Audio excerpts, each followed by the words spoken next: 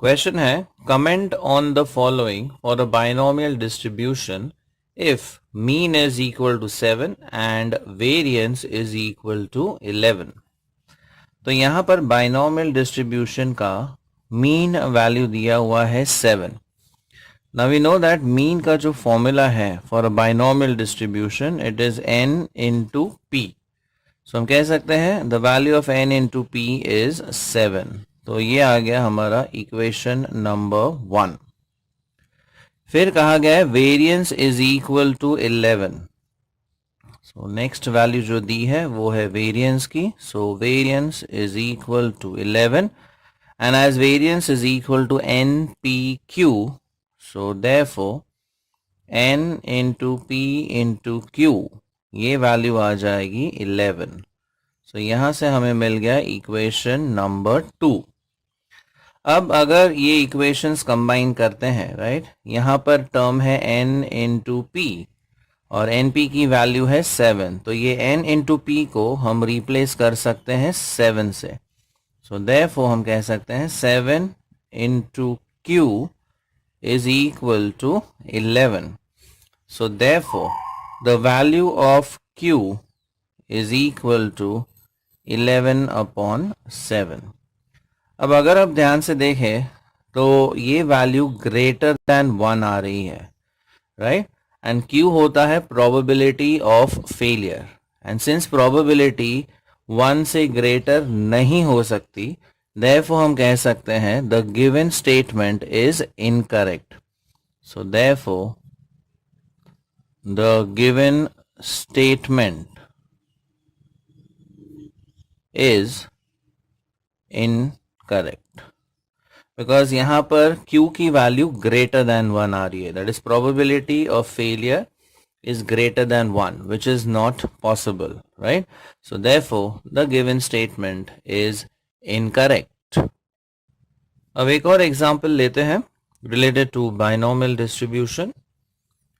Find the mean and variance of a binomial distribution with n equal to 12 and p is equal to 1/3। अब binomial distribution का mean and variance हमें calculate करना है। तो सबसे पहले हम मीन वैल्यू ढूंढ सकते हैं। Now we know that mean for a binomial distribution is given by n into p. अब n की वैल्यू है 12 एंड p की वैल्यू है 1/3। तो यहां से हमें मीन की वैल्यू आ जाती है 4। नेक्स्ट हमें पूछा गया है variance. Now variance of a binomial distribution is given by n into p into q, right? But as we know that q is calculated as 1 minus p, that is probability of failure is equal to 1 minus probability of success. तो ये formula थोड़ा सा modify हो जाएगा। तो ये आ जाएगा n into p into 1 minus p. Now the value for n is 12, the value for p is 1/3 into 1 minus 1/3. तो ये अगर हम सिंप्लीफाई करते हैं so we have 12 into 1/3 into, now 3 ones are is 3 minus 1, that is 2/3. So 3 ones are 3 fours are is 12. And 4 twos are is 8. So 8 divided by 3. So this is the value of the variance. So mean is given by n into p and variance is npq और q को हमने replace कर दिया by 1 minus p. Substitute the values, obtain the value of mean and variance. अब discuss करते हैं एक और question related to binomial distribution.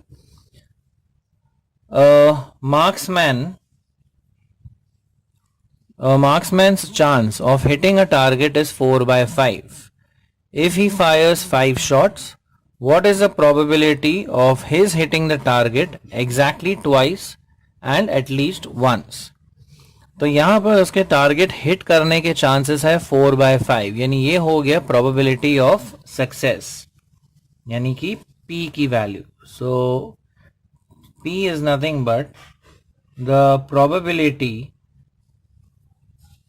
of hitting a target. So probability of hitting a target, ये वैल्यू दी हुई है 4/5. तो इसमें से हम इजीली Q की वैल्यू ढूंढ सकते हैं. That is probability of failure which is 1 minus P. तो ये हो जाएगा 1 minus 4/5 which is equal to 1/5. अब आगे कहा गया है इफ ही फायर्स 5 शॉट्स, मतलब यहां पर जो नंबर ऑफ ट्रायल्स है वो है 5. What is the probability of his hitting the target exactly twice and at least twice. So suppose x is the number of targets hit. तो पहले हमें पूछा गया है एग्जैक्टली ट्वाइस वो टारगेट हिट करेगा उसकी प्रोबेबिलिटी, मतलब when x is equal to 2. तो हमें वैल्यू ढूंढनी है probability at x equal to 2. तो ये वैल्यू हमें फाइंड करनी है. So you have to find probability at x equal to 2 and second कहा गया है एटलीस्ट वंस, मतलब सेकेंड जो प्रोबेबिलिटी है वो है x इज ग्रेटर देन और इक्वल टू 1. तो ये दो प्रोबेबिलिटीज हमें ऑब्टेन करनी है. अब यहां पर जो फॉर्मूला हम यूज करेंगे वो है P of x is equal to NCx P raise to x Q raise to n minus x. तो ये वाला फॉर्मूला हम यूज करके ये दोनों प्रोबेबिलिटीज ऑब्टेन करेंगे. अब पहले ढूंढते हैं probability when x is equal to 2. So probability at x equal to 2 is equal to n की वैल्यू है 5, so 5c2. p की वैल्यू है 4/5 रेज टू x यानी 2. q की वैल्यू है 1/5 raise to n minus x, so 5 minus 2 is 3. अब 5c2 को हम कैलकुलेट कर सकते हैं एज 5 इंटू 4 और नीचे 2 इंटू 1. अब 4 स्क्वायर होता है 16, 5 स्क्वायर इज 25. ये 1/5 का क्यूब आ जाएगा 1/125. सो 2 1 जा 2 2 जा 5 1 जा 5 5 जा. So 16 into 2 is 32 and 5 into 125 is 625. तो ये हो गया probability of hitting the target twice. Next पूछा गया है probability of hitting the target at least once, that is x is greater than और equal to 1. So x can be equal to 1 और x can be equal to 2 up to कितने बार hit कर रहा है वो 5 बार. He is shooting 5 times, so up to 5 P5. Now we know that sum of all the probabilities is always equal to 1, right. सो यहां पर हम ये वैल्यूज ढूंढने की जगह पर हम फाइंड करेंगे 1 minus P of 0, because P of 0, P of 1 up to P of 5 ये टोटल प्रोबेबिलिटी होता है 1 और हमें वैल्यू चाहिए P1 से P5. So instead of finding the values from P1 to P5 हम क्या कैलकुलेट करते हैं 1 माइनस प्रोबेबिलिटी ऑफ 0. तो यहां पर हमें सिर्फ P ऑफ 0 ढूंढना है. सो it is 1 minus probability at 0. फिर से हम ये वाला फॉर्मूला यूज करेंगे P0 ढूंढने के लिए. So it is NCx, n है 5, so it is 5c0. Probability of success है 4/5, so 4/5 raise to 0. Probability of failure is 1/5 raise to n minus x, so 5 minus 0 will be 5.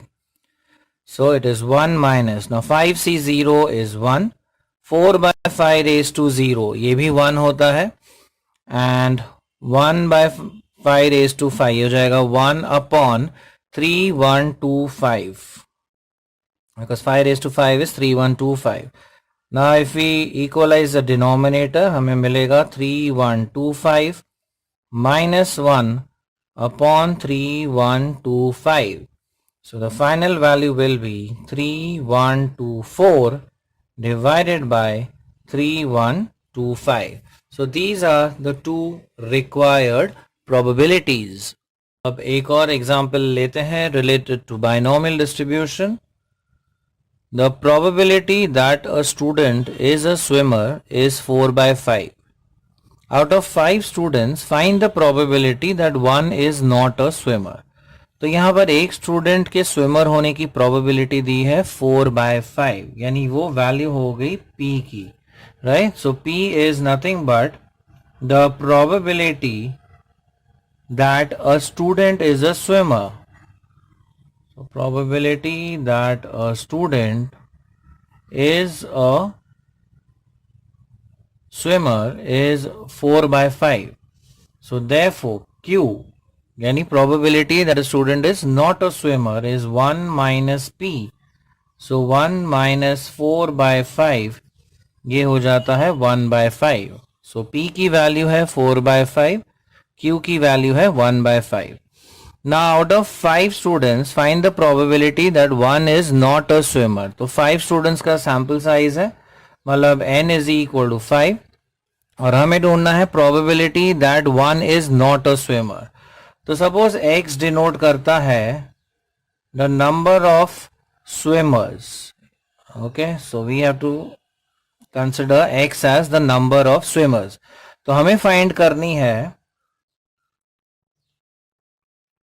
Probability that one is not a swimmer. ये हमें ढूंढना है. अब अगर one is not a swimmer यानी कि the remaining 4 are swimmers. तो basically हमें ढूंढना है probability that the remaining 4 are swimmers. So remaining 4 are swimmers, यानी फाइनली हमें ढूंढनी है value probability at x equal to 4 की. So again we use the formula p of x is equal to ncx p raised to x q raised to n minus x. ये वाला formula हम यहाँ use करेंगे. सो p stands for the probability that a student is a swimmer, that is 4/5. तो उसका opposite आ जाएगा q which is 1 minus p, that is 1/5. अब यहाँ पर टोटल है 5 students and suppose x denote करता है नंबर ऑफ स्विमर्स. हमें ढूंढना है probability that one is not a swimmer. अब अगर एक स्टूडेंट स्विमर नहीं है तो but obvious the remaining 4 are swimmers. So we have to find probability at x equal to 4. So we use the formula p of x और देखते हैं क्या वैल्यू मिलती है. So probability when x is 4 is given bye ncx, मतलब 5c4.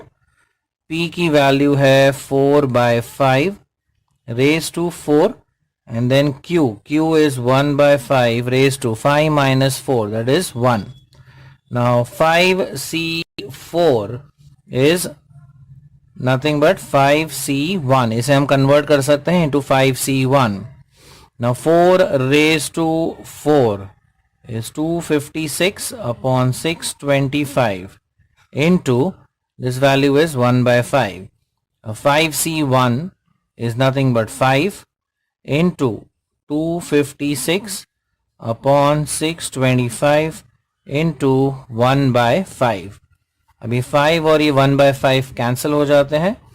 So you get the answer as 256 upon 625. So this is the required probability value. अब एक example लेते हैं based on binomial distribution. Question है find the parameters of the binomial distribution if mean is 10/3 and standard deviation है √10/3. अब parameters of binomial distribution होते हैं n and p. n यानी number of trials and p यानी probability of success in a single trial. तो देखते हैं हम ये पैरामीटर्स कैसे ऑब्टेन कर सकते हैं. पहले शुरुआत करते हैं मीन की वैल्यू से. अब मीन की वैल्यू दी हुई है 10/3, बट हमें पता है कि मीन जो होता है बाइनोमियल डिस्ट्रीब्यूशन का that is given by n into p. So mean for binomial distribution is n times p. So n times p is equal to 10 upon 3. ये आ गया इक्वेशन नंबर 1. नेक्स्ट दिया हुआ है स्टैंडर्ड डिविएशन. अब standard deviation की value दी हुई है root of 10 upon 3. But for binomial distribution standard deviation होता है root of n into P into Q. So it is equal to root of 10 upon 3. अब अगर हम दोनों साइड स्क्वायर करते हैं, so squaring both sides, value मिलती है N P Q is equal to root 10 का स्क्वायर हो जाएगा 10 एंड 3 का स्क्वायर हो जाता है 9. ये आ गया इक्वेशन नंबर 2. अब ये दोनों को कंबाइन करके हम फर्दर सॉल्व करते हैं. अब n इंटू पी की वैल्यू है 10/3, तो यहाँ पर जो n इंटू पी है इसको हम रिप्लेस कर देंगे 10/3 से. So we could say from 1 and 2, ये एन पी हटा देते हैं और यहाँ पर लिख लेते हैं 10/3. So 10/3 into Q is equal to 10/9. तो यहाँ से q की वैल्यू आती है 10/9 इंटू 3/10. ये 10 कैंसिल हो जाता है and we have 3 ones are 3 threes are. So the value for q is 1/3. Now using the value of q हम obtain कर सकते हैं value of p, because we know that p plus q, so we could say as, simply हम लिख सकते हैं as p plus q is equal to 1. So p plus 1 upon 3 is equal to 1. तो इसमें से p की value आती है 1 minus 1/3. So therefore the value for p is, now 3 ones is 3 minus 1, so that is 2/3. So p की value मिलती है 2/3. अब ये वैल्यू हम इक्वेशन 1 में सब्स्टिट्यूट कर देते हैं. सो फ्रॉम इक्वेशन 1 n इंटू p है 2/3 is equal to 10/3. So n की जो वैल्यू है वो है 10/3 into 3/2. 3 gets cancelled, 2 ones are, 2 fives are. So the value for n is equal to 5. So the parameters are n equal to 5 and p equal to 2/3. अब एक और example based on binomial distribution. Question है, is it possible to have mean of binomial distribution to be 7 and variance to be 10. अब binomial distribution का जो mean होता है उसका फॉर्मूला है n times p, right. So हम कह सकते हैं n into P is equal to 7. यह आ गया इक्वेशन नंबर 1. फिर कहा गया है वेरिएंस इज 10. अब वेरिएंस की वैल्यू दी हुई है 10, बट वी नो कि बाइनोमियल डिस्ट्रीब्यूशन के लिए variance is given by n into P into Q. So n into P into Q is equal to 10. यह आ गया इक्वेशन नंबर 2. अब दोनों को हम कंबाइन करते हैं. So we could say from 1 and 2, यहाँ पर जो np है, अब np की वैल्यू कितनी है 7, तो यहाँ पर हम 7 सब्स्टिट्यूट कर देते हैं. So 7 times q is equal to 10. तो q की वैल्यू आती है 10 divide by 7 which is greater than 1. अब probability of failure greater than 1 नहीं हो सकती है. सो देयरफॉर हम कहेंगे the given data is inconsistent or the given data is false या incorrect. तो यहाँ पे याद कीजिए हमें जस्टिफाई करना है कि मीन 7 एंड वेरिएंस 10 हो सकता है या नहीं. तो मीन np है which is 7, variance is npq which is 10. If we combine these two हमें q की वैल्यू मिलती है 10/7 which is greater than 1. But probability of failure, that is q, cannot be greater than 1. So therefore, the given data is incorrect.